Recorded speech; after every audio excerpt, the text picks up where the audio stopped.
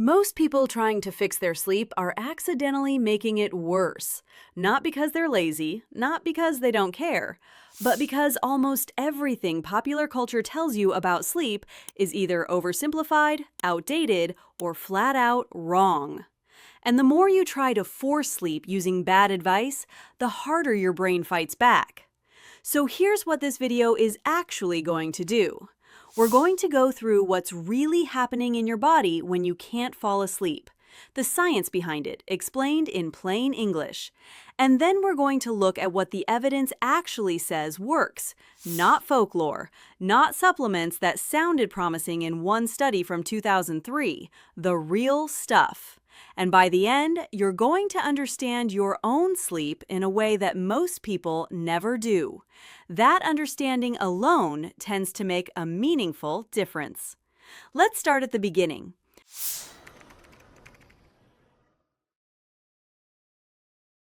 Your brain runs on two systems when it comes to sleep. They operate simultaneously, and they need to cooperate for you to fall asleep quickly and stay asleep through the night. The first is your sleep drive, a biological pressure that builds the longer you've been awake. Think of it like hunger, but for sleep. Every hour you're conscious, a chemical called adenosine accumulates in your brain. The more adenosine, the sleepier you feel. By evening, after a full day of being awake, that pressure should be strong enough to push you easily into sleep. The second system is your circadian rhythm, your body's internal clock. This is a roughly 24-hour biological cycle that's hardwired into almost every cell in your body. It governs when you feel alert, when you feel drowsy, when your core temperature drops, and when your hormones shift. It's not a metaphor. It's a real, measurable, genetically driven system, coordinated by a cluster of roughly 20,000 neurons in your brain called the suprachiasmatic nucleus, or SCN. These two systems, sleep drive and circadian rhythm, are supposed to align at night. When they do, falling asleep feels effortless. When they don't, you're lying in bed completely exhausted, staring at the ceiling, wondering why your body is betraying you. Here's the problem most people face. Modern life is very good at disrupting both systems at the same time. Bright light at night suppresses melatonin and delays your circadian phase. Caffeine in the afternoon directly blocks adenosine, the chemical your body is counting on to build sleep pressure. Irregular sleep schedules confuse the internal clock. Stress and anxiety throw your nervous system into a state of elevated arousal that neither system can override. And if you've spent months reinforcing the wrong habits, your brain may have actually learned to associate your bed with wakefulness. None of this means something is fundamentally wrong with you. It means the conditions you've created aren't supporting sleep, and conditions can be changed.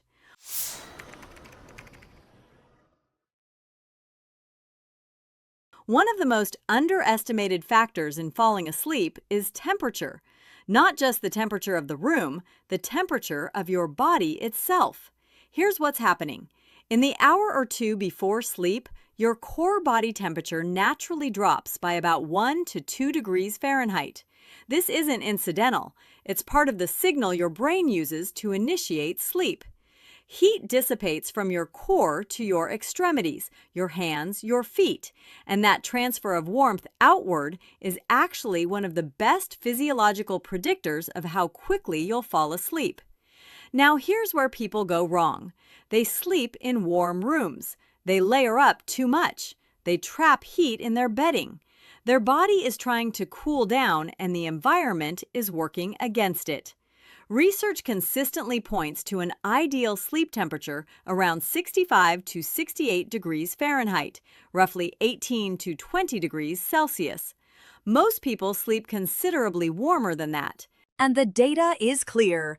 Higher ambient temperatures reduce sleep efficiency, increase nighttime awakenings, and cut into the deeper, more restorative stages of sleep. Now, here's the interesting part about your feet specifically. Warm feet, not hot, just comfortably warm, actually help you fall asleep faster. The reason is that vasodilation in the extremities, meaning blood vessels in your hands and feet expanding, is the main mechanism your body uses to release core heat. Studies going back decades, including work by researcher Kurt Krotche, show that the distal skin temperature gradient, basically how much warmer your hands and feet are compared to your core, is one of the strongest predictors of how quickly sleep onset occurs.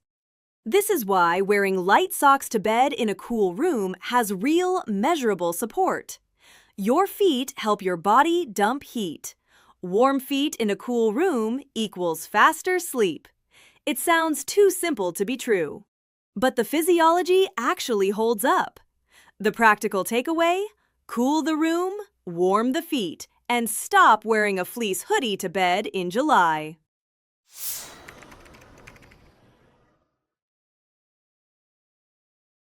Your eyes contain cells called intrinsically photosensitive retinal ganglion cells, IPRGCs for short. These aren't standard vision cells. Their specific job is to detect light and send that signal directly to your internal clock.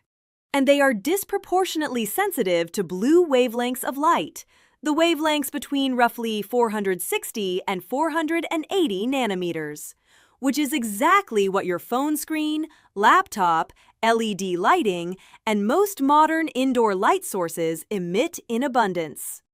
When these cells detect blue-enriched light in the evening, they send a clear message to your SCN. It's still daytime. The pineal gland, which is supposed to be ramping up melatonin production in the hours before sleep, gets suppressed instead. Your circadian phase shifts later. You don't feel sleepy when you should. And when you finally do fall asleep, it's often lighter and less restorative than it should be.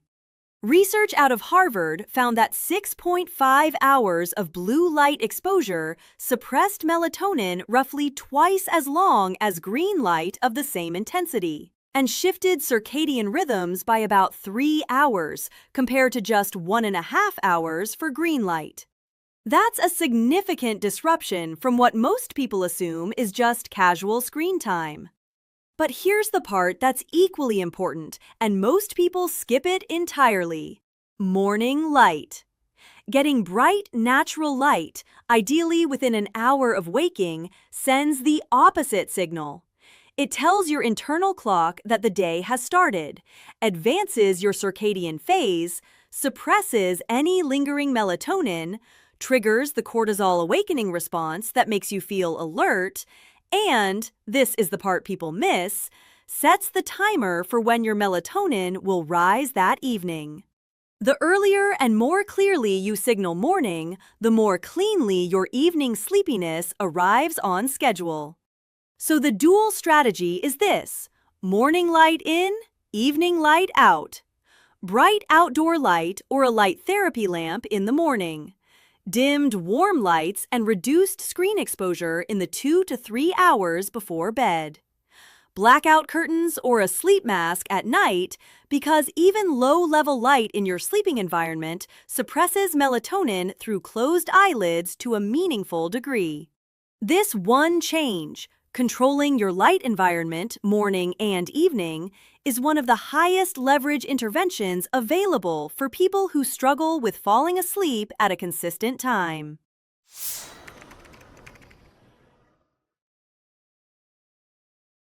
Most people who rely on caffeine understand that drinking a triple espresso at midnight is probably not a great idea.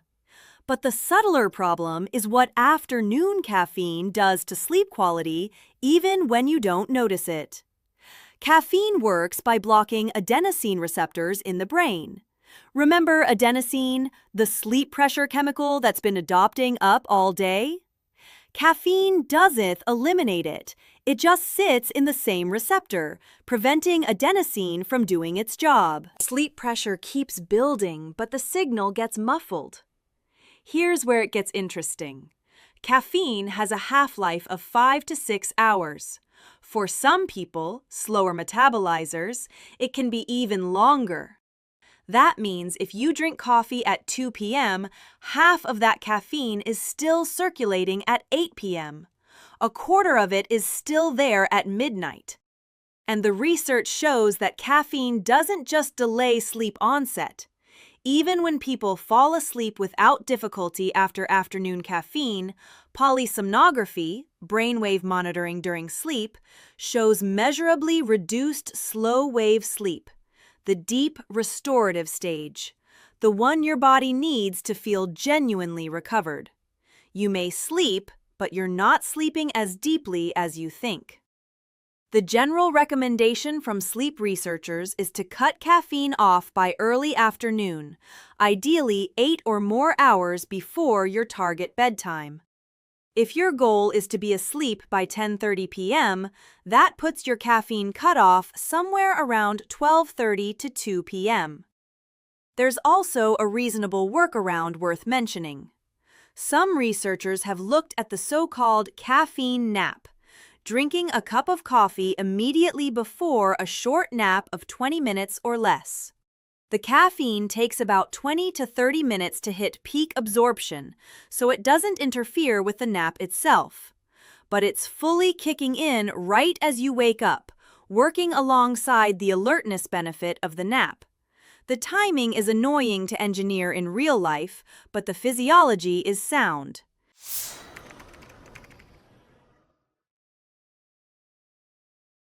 This is one of those things that sounds too simple to actually matter until you understand what's happening in your nervous system. Your brain is constantly forming associations between environments and states.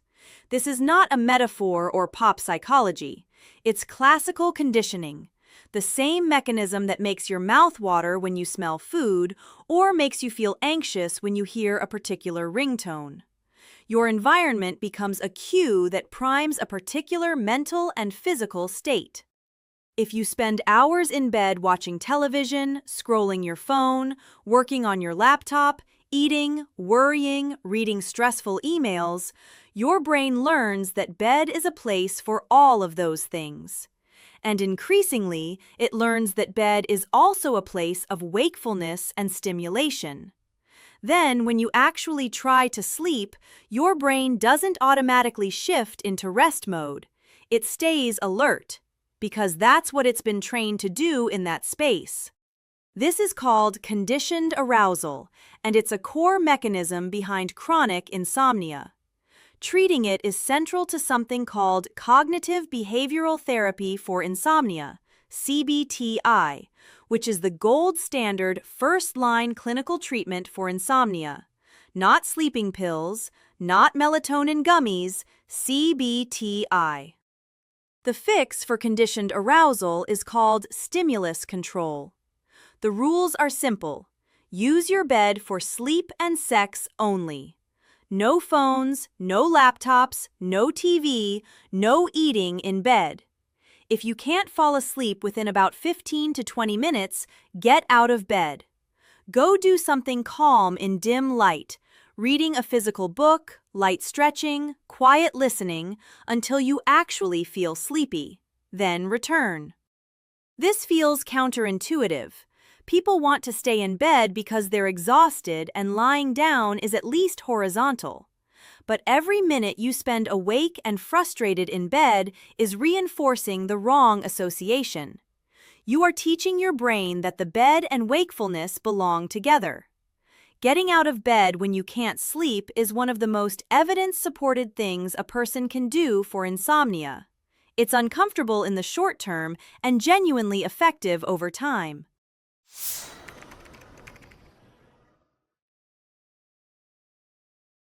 There's a common moral judgment around being a night owl. Sleep late, you're lazy. Can't wake up early, you lack discipline. It's baked into cultural attitudes about productivity and character, and it is largely wrong. Chronotypes, your natural preference for earlier or later sleep timing, have a substantial genetic basis. Large-scale genetic studies involving hundreds of thousands of participants have identified hundreds of genetic loci associated with whether someone is a morning lark or an evening owl. Genes involved in circadian clock function, PER, clock, and others, show strong associations with chronotype. It explains somewhere between 20 and 50% of individual variation. This matters for two reasons. First, if you are a genuine night owl trying to force yourself into an early bird schedule, you will pay a real biological cost. Your melatonin timing is later. Your cortisol awakening response is later. Your core temperature curve is shifted. You're not being difficult, you're genuinely misaligned with an externally imposed schedule, and that misalignment is called social jet lag. Research links chronic social jet lag to increased risk of metabolic problems, mood disturbances, and worse overall health outcomes. Second, and this is the practical part, understanding your chronotype helps you stop fighting your biology and start working with it. If you can shift your work schedule even partially, do it.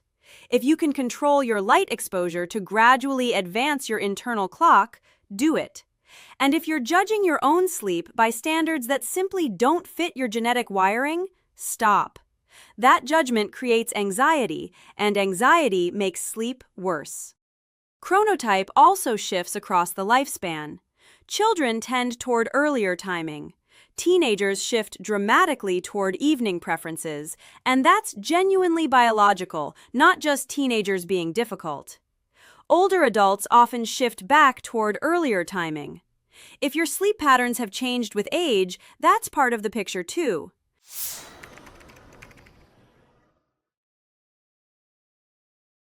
This one is worth addressing directly because the nightcap idea is so deeply embedded in culture. Alcohol is a sedative. It does make you fall asleep faster. That part is true. What happens after that is the problem. As alcohol metabolizes, typically in the second half of the night, it causes a rebound effect. Sleep becomes lighter. Awakenings increase. REM sleep, the stage critical for emotional processing and memory consolidation, is significantly suppressed. You often spend more time in the lighter, less restorative stages of sleep. What you get at the end of the night is sleep that technically happened but didn't do most of the things sleep is supposed to do. You wake up feeling stiff, foggy, and tired in ways that don't match the number of hours you were horizontal. Polysomnography studies, meaning actual brainwave monitoring in sleep labs, consistently show this pattern even with moderate alcohol consumption. 1 or 2 drinks close to bedtime measurably degrades sleep quality by the metrics that actually matter. Alcohol also worsens snoring and increases the severity of obstructive sleep apnea, a condition we'll touch on shortly because it's far more common and more consequential than most people realize. The practical guidance? If you drink alcohol, try to keep it at least 3 to 4 hours from bedtime. The fewer, the better when it comes to sleep. And if you've been using alcohol as a sleep tool, it's worth knowing that it's doing roughly the opposite of what you think.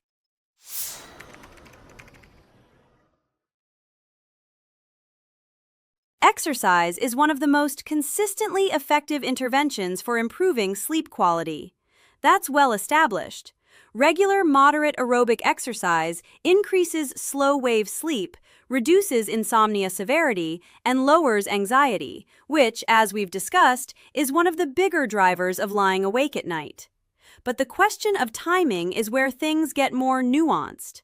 Morning exercise appears to help advance and stabilize the circadian rhythm, particularly when combined with morning light exposure. Afternoon exercise is often considered the sweet spot.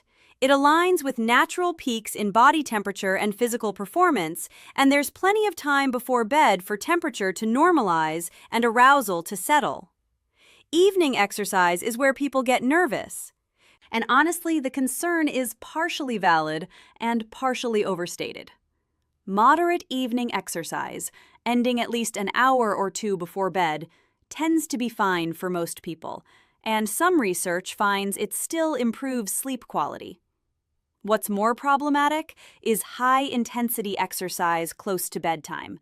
Things like heavy interval training, Maximal effort lifting, or vigorous long runs ending within an hour or two of sleep, can delay sleep onset significantly in some individuals. Elevated core temperature, elevated sympathetic nervous system activity, and elevated cortisol and adrenaline from intense exertion all take time to subside. The bottom line is that consistency matters more than perfect timing. If the only window you have to exercise is the evening, exercise in the evening. Some disruption from the timing is far outweighed by the long-term sleep and health benefits of regular physical activity. If you notice that evening workouts wire you up and make it harder to sleep, shift earlier when you can, or shift to more moderate intensity. Mind-body practices like yoga and Tai Chi are particularly worth mentioning for sleep. Research on both, especially yoga, shows meaningful improvements in sleep onset, total sleep time, and insomnia severity. Yoga nidra and gentle evening yoga in particular are well suited as wind-down practices and have real research support.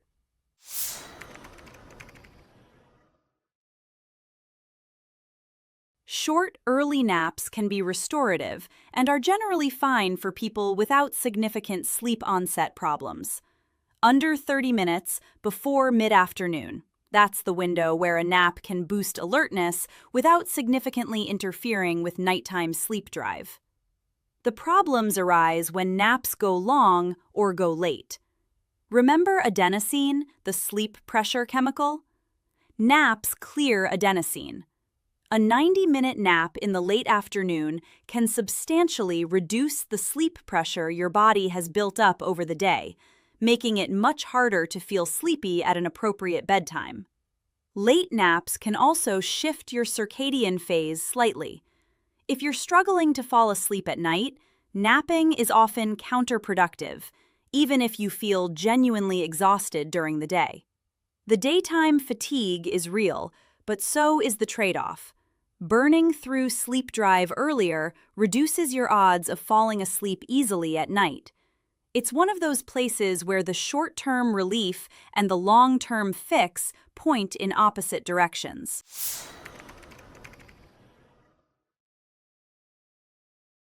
Food close to bedtime matters for a few overlapping reasons. Heavy meals, particularly high-fat and high-protein foods, slow digestion and can keep your digestive system active in ways that aren't compatible with sleep. Lying horizontal worsens this. For people with acid reflux, late eating is a direct physical cause of awakenings. Spicy food is worth singling out. Capsaicin, the compound responsible for the heat in spicy food, can raise core body temperature. And, as we've covered, your body needs to cool down to initiate sleep. Spicy food also dramatically increases reflux risk when you're lying flat. Complex carbohydrates, on the other hand, have some mild evidence behind them as a better choice if you do need to eat close to bedtime. They engage tryptophan and serotonin pathways in ways that can be mildly conducive to sleepiness without the heavy digestive load.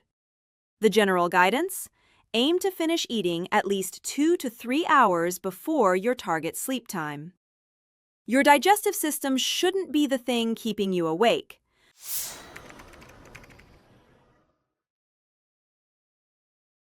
There's a phenomenon called sleep inertia that almost everyone experiences to some degree but rarely understands.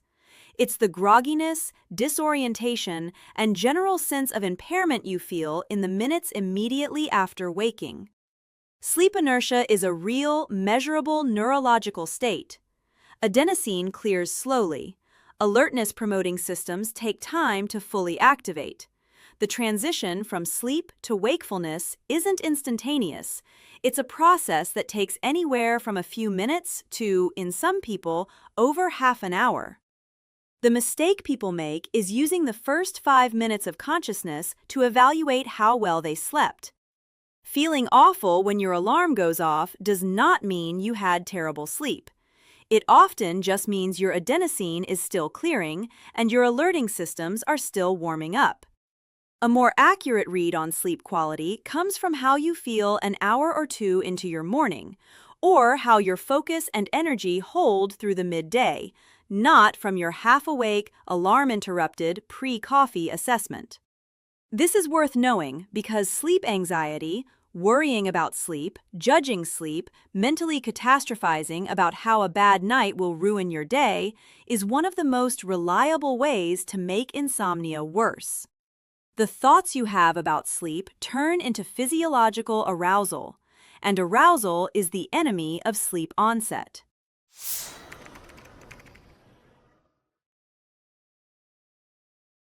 People who sleep 5 or 6 hours on weeknights often treat weekends as the repayment window. Sleep in Saturday, sleep in Sunday, reset the account. The problem is that sleep debt doesn't work that way. Partial recovery is real. Sleeping in on a weekend does relieve some of the cognitive burden of cumulative sleep restriction. But chronic short sleep has physiological effects on inflammation, hormonal regulation, metabolic function, and cognitive capacity that a weekend of catch-up cannot fully reverse. And the bigger issue for falling asleep faster is what weekend sleep-ins do to your circadian clock. If you go to bed at midnight and wake at 9 a.m. on Saturday and Sunday, you've effectively given yourself a 2-hour time zone shift. Your internal clock is now calibrated for a later schedule. Sunday night arrives, you need to wake at 6 a.m. Monday, and you absolutely cannot fall asleep at 11 p.m. because your body doesn't think it's bedtime yet. This is social jet lag, and for people who do this regularly, it creates a chronic, low-grade circadian misalignment that makes sleep harder, not easier. The fix is boring but true. Try to keep your sleep and wake times within about an hour of each other every day, including weekends. The wake time especially, it's the strongest anchor your circadian system has. Fix your wake time first, and your bedtime will gradually stabilize around it.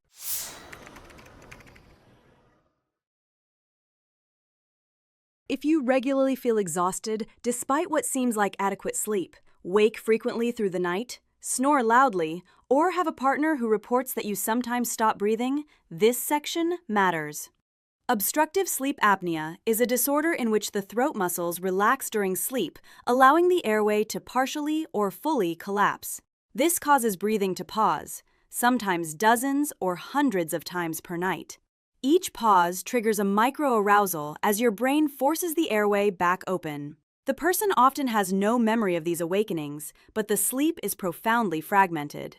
The consequences go well beyond feeling tired. Untreated sleep apnea is linked to high blood pressure that resists treatment, significantly elevated cardiovascular risk, impaired glucose regulation, cognitive decline, depression, and increased accident risk from daytime sleepiness.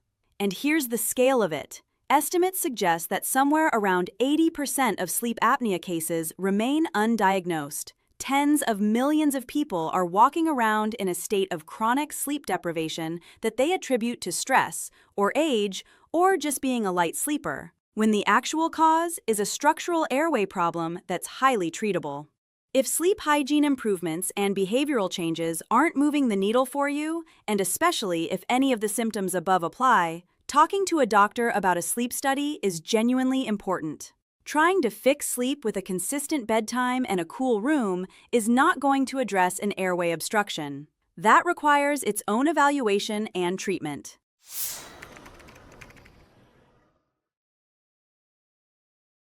We've mentioned cognitive behavioral therapy for insomnia several times, and it deserves more than a passing reference because it is, by a considerable margin, the most evidence-supported treatment for chronic insomnia that exists. CBTI outperforms sleep medication in long-term outcomes. It has no side effects, and improvements from CBTI are generally maintained or even improve after treatment ends, unlike medications, which often lose efficacy over time and can cause rebound insomnia when discontinued.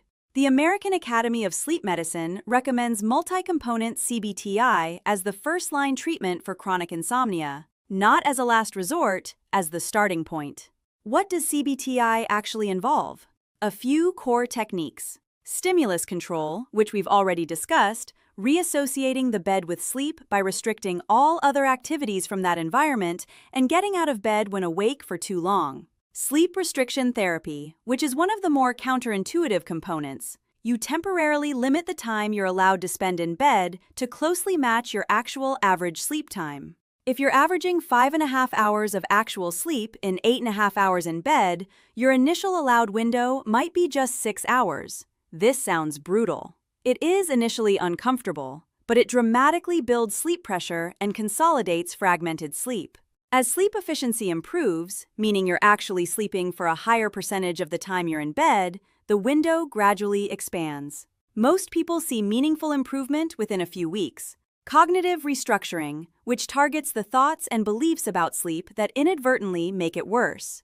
The belief that you must get exactly 8 hours. The catastrophic prediction that poor sleep will ruin tomorrow. The frustrated inner monologue at 1 a.m. These thoughts are forms of cognitive arousal, and they perpetuate the hyperarousal cycle. Learning to identify and challenge them is part of what makes CBTI work. Relaxation training, which uses techniques like progressive muscle relaxation, diaphragmatic breathing, and guided imagery to reduce physiological arousal before bed. Not as entertainment, as a genuine way to downshift the nervous system. If you're dealing with persistent insomnia, meaning difficulty sleeping at least 3 nights per week for 3 months or more, CBTI is worth pursuing seriously. It's available through therapists trained in behavioral sleep medicine, through telehealth platforms, through structured digital programs, and through workbooks. It's not a quick fix, but it is a real fix.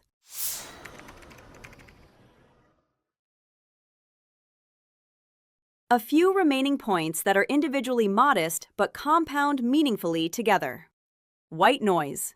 Consistent background sound, whether from a fan, a sound machine, or an app, helps mask the sudden intrusive sounds that cause awakenings. Your brain habituates to consistent noise and becomes less reactive to random disruptions. This is especially useful in environments with unpredictable sound, urban areas, homes with pets, partners with different schedules. A dark room. Not pretty dark, genuinely dark. Even low-level light exposure during sleep, the kind from a nightlight, a charging indicator, a street lamp through thin curtains, suppresses melatonin and reduces sleep quality through the same IPRGC pathway we discussed earlier. Blackout curtains or a quality sleep mask make a real difference. Phone notifications. The sound of a notification at 2 a.m. will pull most people from lighter sleep stages into full wakefulness. Using Do Not Disturb with selective exceptions for genuine emergencies is simple and worth doing. Pets in the bed. The research here is more nuanced than people expect. Many people subjectively prefer sleeping with their pets and report better sleep quality, but objective measures like actigraphy tend to show more fragmentation and movement when animals share the bed.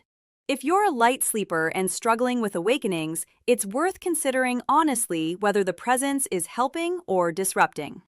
Investing in your sleep environment.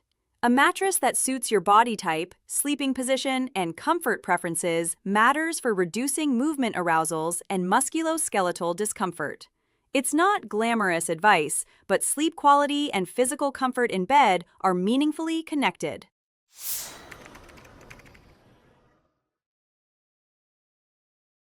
Here's the honest summary of what the evidence points to, without the motivational speaker packaging. Your sleep problems almost certainly have specific causes. The goal is to identify and address those causes, not layer generic advice on top of a problem you don't fully understand. Most people would benefit meaningfully from doing a few things consistently: getting bright light in the morning, reducing light in the evening, cutting caffeine off by early afternoon, keeping the bedroom cool and dark, using the bed only for sleep, and getting out of bed when they can't sleep instead of lying there frustrated. If those things aren't enough, especially if you've done them consistently for several weeks, it's worth considering whether there's a structural issue like sleep apnea, whether CBTI from a trained provider or digital program would be the appropriate next step, or whether underlying anxiety or another condition is driving hyperarousal that behavioral changes alone won't fully address. Sleep is a biological function. It's supposed to happen. Your brain and body want to sleep. When it isn't happening well, something is interfering with it, and that something can usually be identified and addressed. The catch is that most of the effective solutions require consistency and patience, which is genuinely difficult when you're already exhausted. But the biology works in your favor here. The changes described in this video aren't tricks, they're conditions. Create the right conditions consistently, and sleep tends to follow. And that framing is actually worth sitting with as a final thought. Sleep isn't a performance. It's not something you get better at through sheer willpower or discipline. It responds to environment, timing, habits, and associations. Change those inputs, and the output tends to change with them, usually more quickly than people expect, once they stop working against their own biology. If this kind of practical, science-based breakdown is useful to you, subscribing means you'll see more of it. There's a lot more to cover about how your body works and what the evidence actually says, and we try to keep it honest, grounded, and genuinely useful every time. Thanks for watching.